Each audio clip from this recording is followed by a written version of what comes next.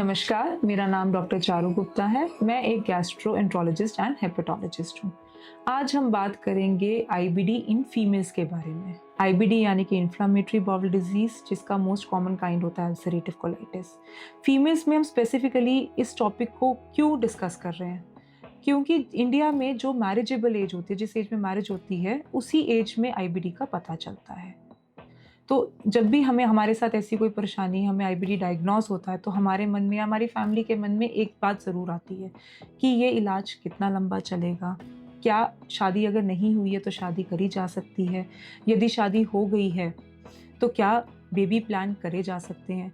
तो आज इसी इम्पॉर्टेंट टॉपिक के बारे में हम चर्चा करेंगे। तो सबसे पहला कंसर्न ये है कि ट्रीटमेंट कितना लंबा चलता है।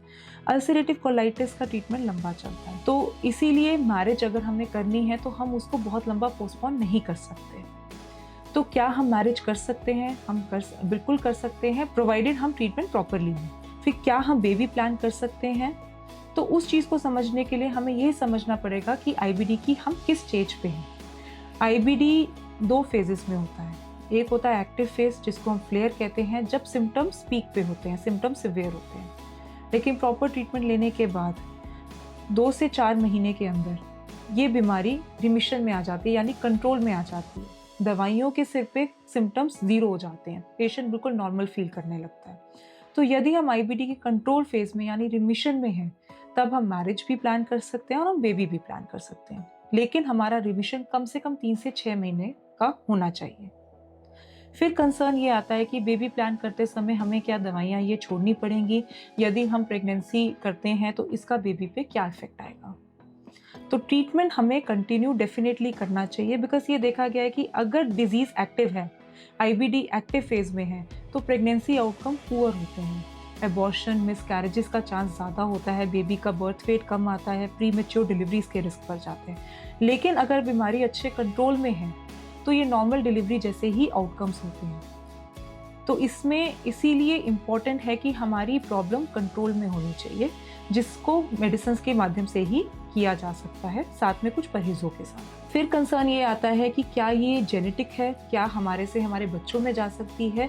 तो 3 से 4% रिस्क ज़रूर है कि आईबीडी अगर आपके अंदर है तो आपके बच्चों में भी हो सकता है। लेकिन ये देखा गया है कि यदि दोनों पेरेंट्स को आईबीडी है तो बच्चे के अंदर ये परेशानी होने के चांसेस 30% तक हो सकते हैं। फिर कंसर्न ये आता है कि डिलीवरी कैसी होती है, क्या इसके अंदर हमें सिजेरियन कराना पड़ेगा या नॉर्मल हो सकती है?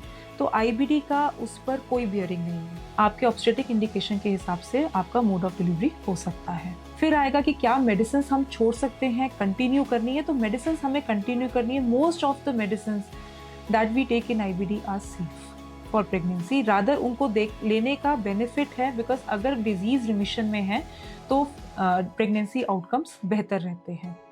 सिर्फ एक दवाई है जिसको हम मेथोट्रेक्सेट के नाम से जानते हैं, वो दवाई हम बहुत रेयरली किसी भी आईबीडी पेशेंट को देते हैं, बट अगर हमें वो दवाई चल रही है तो हमें बंद करने की ज़रूरत है। उसके अलावा बाकी सभी दवाइयाँ हम ले सकते हैं। कुछ कंसर्न्स होते हैं, अगर हम एक स्पेशल मेडिसिन होती हैं इंजेक्टेबल फॉर्म्स में, जिनको बायोलॉजिक्स कहते हैं, वो भी अगर चल रही है, वो भी हमें प्रेगनेंसी के टाइम तक कंटिन्यू करनी है। बस उसके कुछ कंसर्न्स होते हैं, कुछ हमें प्रिकॉशंस लेने होते हैं उन दवाइयों के साथ, जो आपके डॉक्टर आपको समझाएंगे। अंत में मैं कहना चाहूँगी कि यदि आपको आईबीडी यानी अल्सरेटिव कोलाइटिस की परेशानी है तो आप घबराएं नहीं। With proper medical care, medical management, pregnancy outcomes are very encouraging. आप आराम से बेबी प्लान कर सकते हैं और आपको परेशानी नहीं आएंगी। Most of the medicine are safe. आप उसको लेते हुए भी प्रेगनेंसी कंफर्टेबली कैरी आउट कर सकते हैं। आप बेबी को दूध भी पिला सकते हैं और फैमिली एक्सटेंड कर सकते हैं। धन्यवाद।